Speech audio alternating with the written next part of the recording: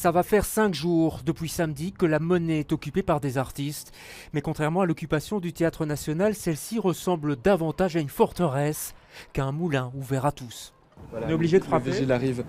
Parfois, là, ils laissent la porte entrouverte, ils sont devant, mais là, il arrive. Car seules 10 personnes à la fois peuvent dormir à l'intérieur. La négociation a été rude avec la direction de la Monnaie, mais aussi avec les forces de l'ordre. À la base, donc le groupe un peu informel, spontané, qui s'est créé de 20 personnes du monde de l'art, de la culture, ont décidé de contacter la direction de la Monnaie pour entamer ce dialogue. Ce dialogue, au début, était très difficile.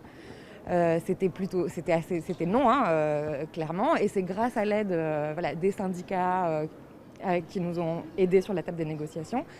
Et ça fait partie des choses qu'on a obtenues. On aurait bien aimé être 20 à dormir dedans, mais c'est pas possible, on nous a dit 10. Impossible aussi d'avoir des images de l'intérieur. Tout ce que l'on sait, c'est que les matelas sont placés dans le hall d'entrée et rien à faire, les vigiles ne nous laissent pas rentrer. Monsieur ?